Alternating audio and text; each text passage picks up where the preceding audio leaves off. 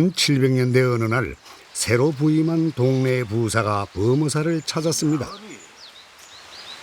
저기 일주문까지 말을 타고 가시면 되지. 왜 벌써 내리셨습니까? 두 발은 둬서 뭘 하나? 경치 구경도 하며 시험 올라가세요. 예. 일주문까지 말을 타고 가는 당시 양반들의 상례를 깨고 조음은 사찰 초입 어산교에 내려 범어사까지 걸어갑니다. 먼 걸음 하셨습니다. 귀한 관리를 모시기엔 한없이 초라합니다. 아닙니다. 저를 둘러보니 마음이 아주 편안해지는 것 같습니다. 마치 언젠가 한번 와본 것처럼 말입니다.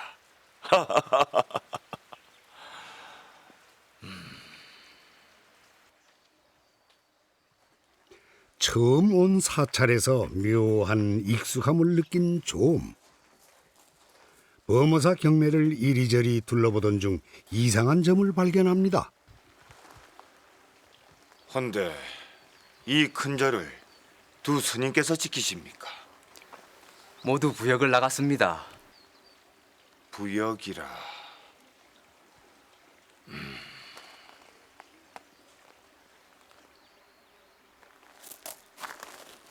이 방은 무엇을 하는 곳이기에 이렇게 굳게 닫혀 있습니까?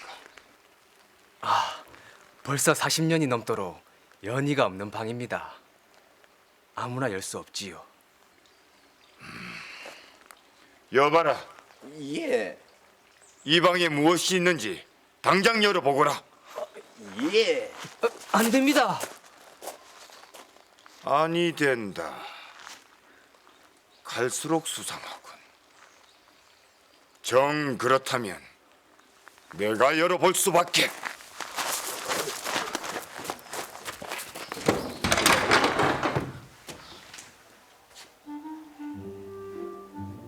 문을 여는 사람이 곧 문을 닫은 사람이다. 이게 대체 무슨 말이오? 40여 년 전 입장하신 낭백스님이 남긴 글귀입니다. 이걸 붙이시곤 아무도 문을 열지 말라 하셨지요. 그리고 만약 이 방문을 여는 이가 있거든 바로 자신 낭백이라 하셨습니다. 아니 그럼 내가 낭백스님이란 말이오? 동네 부사 조음이 낭백스님이라니. 얘기는 42년 전으로 거슬러 올라갑니다. 당시 범어사에는 낭백이라는 스님이 있었습니다. 낭백스님은 자신이 가진 것은 무엇이든 베풀었습니다. 그것이 자신의 누더기 법복이 되었던 단 한 숟갈의 귀한 밥이든 말이죠.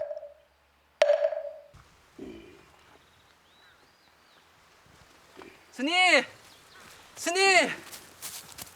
또 밭에 계셨습니까? 이것 보시게. 올해도 아주 맛있게 익었구만. 날도 이리 더운데 몸이라도 상하시면 어쩌시려고요? 내 한 몸 움직이면은 모든 이들이 이 참외로 목을 축일 수 있지 않겠는가? 범어사 낭백스님은 고을에서도 소문난 자비로운 승려였습니다. 배고픈 이들을 위해 밭을 메고 목마른 이들을 위해 우물을 파고 또 길선에게 집신을 삼아 신겨주는 승려였죠.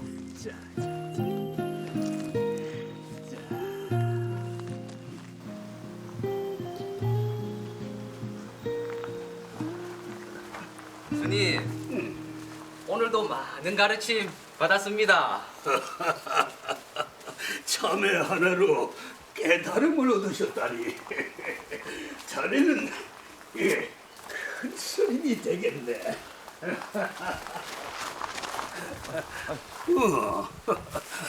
아니 어디에들 간다고 이렇게 바삐들 가는가? 예, 낭백스님. 오늘부터 산성공사가 시작됐습니다. 예? 동네부에 있는 모든 사찰들은 부름을 받았고요. 자네도 따라 나서게. 예, 알겠습니다. 이만 저희들 먼저 가보겠습니다. 그렇지. 가세요. 대불 정책이 극심했던 조선 중기, 천민의 대우를 받던 당시 승려들은 온갖 자벽에 시달렸고 하물며 불공 드릴 시간조차 없을 지경이었습니다. 저녁 예불 시간이 다 되었는데 다른 스님들은 왜 안 오시는 겐가? 예, 대부분 산성공사에 나섰습니다. 성광 스님은? 관아에 바칠 버섯을 따러 산속으로 가셨습니다. 법인 스님은? 예, 오늘 관리가 행차한다 하여 가마를 지러 가셨습니다. 참에 부처님의 진리를 찾는 것이 진정해야 될 일이거늘 잠력에 쫓겨 절을 지킬 수가 없다니.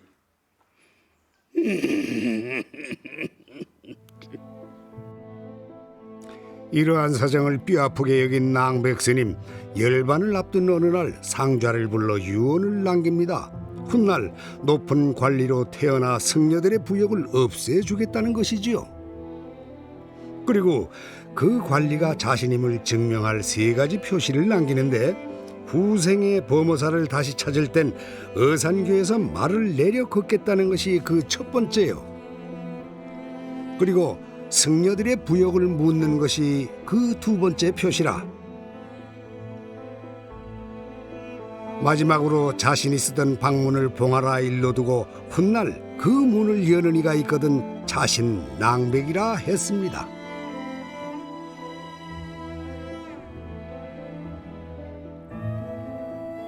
낭백은 그 길로 금정산에 들어가 호랑이에게 육신을 보시하고 흔적 없이 열반에 들었다 합니다.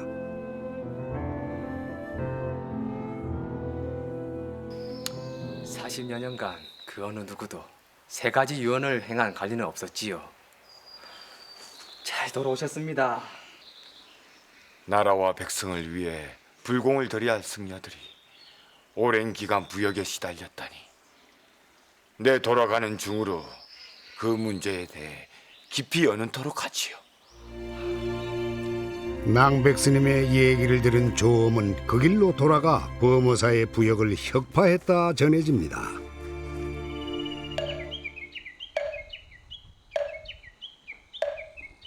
이처럼 낭백스님의 조엄 환생설화가 전해지는 부산 범어사. 여전히 시민들의 발길이 끊이지 않는 부산의 대표적인 사찰입니다.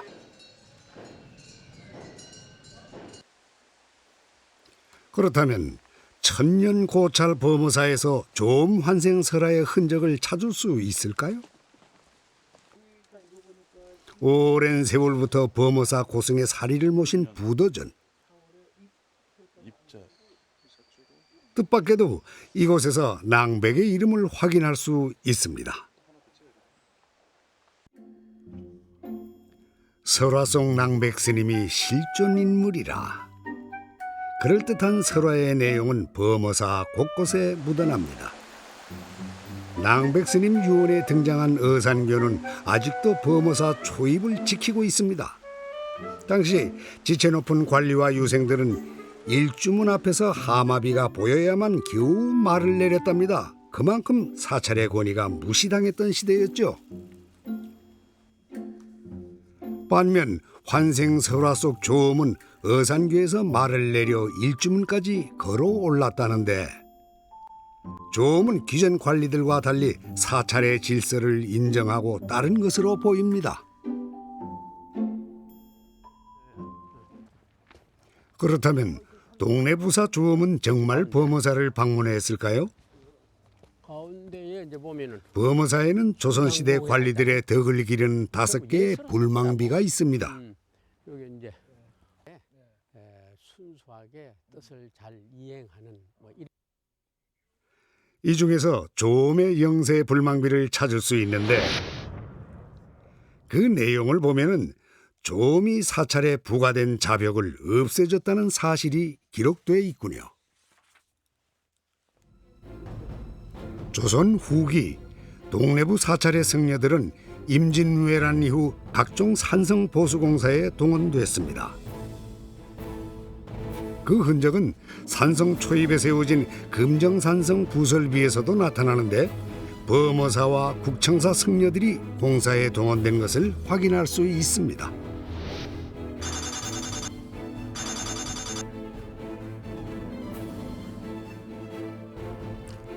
당시 승려들의 고충은 공사를 기록한 문헌에도 나타납니다. 일반 백성들이 약 10여일간 부역을 했다면 동래부 승려들은 한 달이 넘는 기간 동안 부역에 시달려야 했습니다.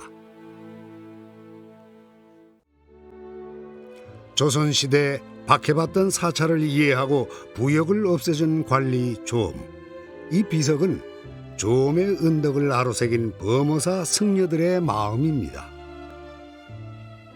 그리고 범어사는 지금도 조엄의 불망단에 그 뜻을 기리고 있습니다. 동래 부사와 경상감사를 역임한 조선 후기의 문신 조엄. 1763년 조엄은 조선통신사를 이끌고 일본으로 향합니다. 부산포를 출발해 쓰시마에서 며칠 머물던 일행은 뜻밖의 일을 경험하게 되는데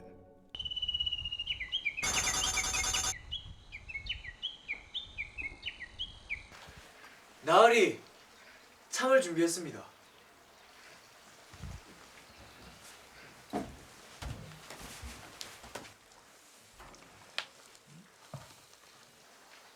이것이 무엇인가? 글쎄요. 외인들이 먹는 것 같은데 저도 본 적이 없습니다. 듣도 보도 못한 이것은 대체 무엇에 쓰는 물건인고? 좀 일단 그 맛을 보는데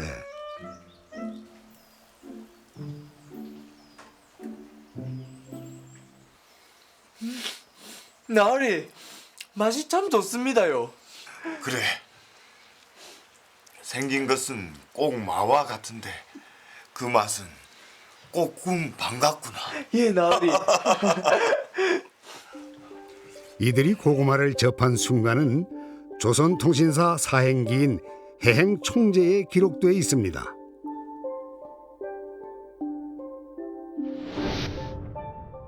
이 섬에 먹을 수 있는 풀뿌리가 있는데 맛은 산약에 비해 조금 강하고 진기가 있어 반쯤 구운 밥맛과도 같았다.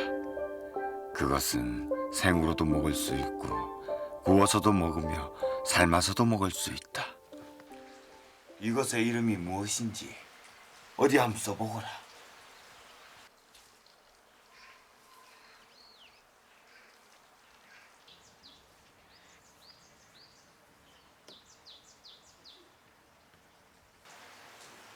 효자마? 교고마. 교구마. 그것이 이것의 이름이냐? 하이. 그냥 먹어도 좋을 듯하고 곡식과 섞어서 죽을 써도 좋을 듯하니 가히 흉년을 지낼 자료로서 으뜸이구나. 여보게 변박. 예. 당장 고구마의 씨를 구해서 부산포로 보내도록 하시게. 예, 나으리.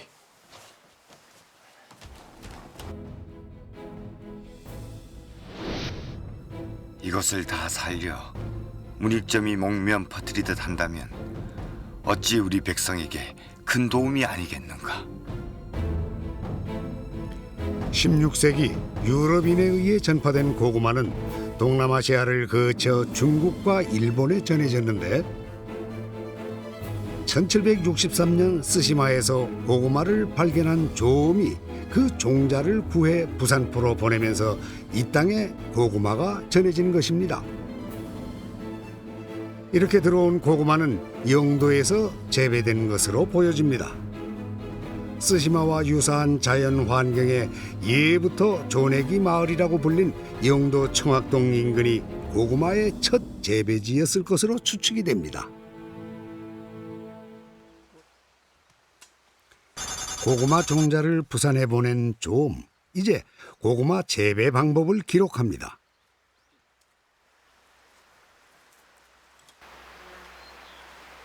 뭘 하고 있는 겐가? 어서 고규막이라는 법을 묻지 않고. 나으리 욕간다니 지금 무슨 짓을 그걸 물어봅니까? 어허, 손발은 뒀다 뭘 하노? 어서 물어보시게.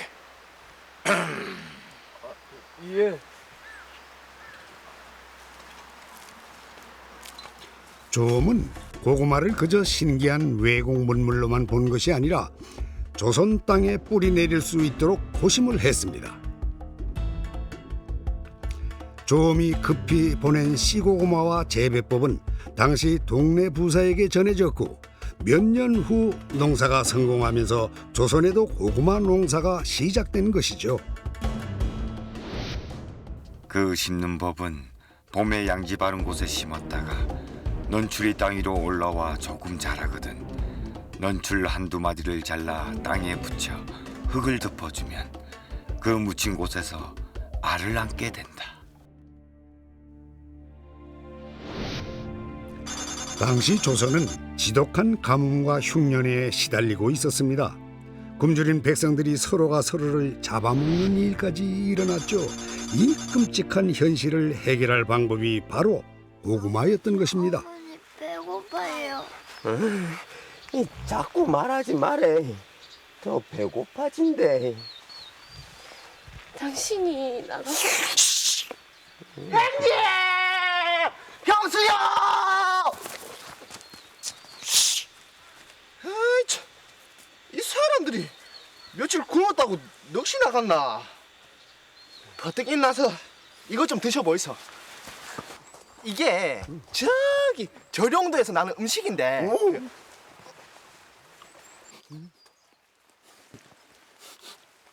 아버지 한 개만 먹었는데요. 배불러요. 맛도 달달한 게 참말 맛있네. 기가 막히지.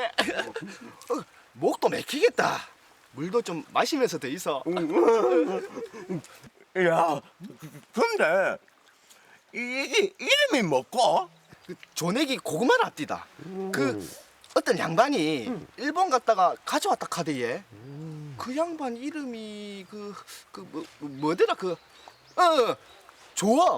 조엄이라 하디에. 와, 그 양반 그거 제대로 된 양반이네. 그렇지.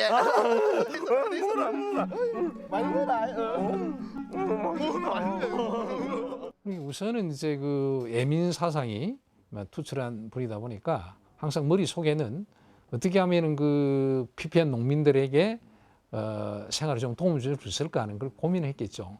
그러다 보니 고구마도 아마 그때 관심을 가진 것 같고 우리의 보지 않았던 새로운 문물을 자기 접하는 걸 즐겁게 생각하고 그걸 우리의 어떤 생활에 이용해야 되겠다는 생각은 실천적인 거죠.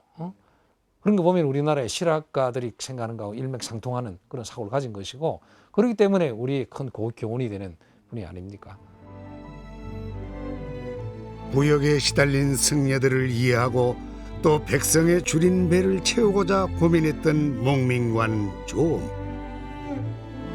입으로 전해진 조음의 애민정신이 그를 범어사 환생설화 속 주인공으로 만든 건 아닐까요?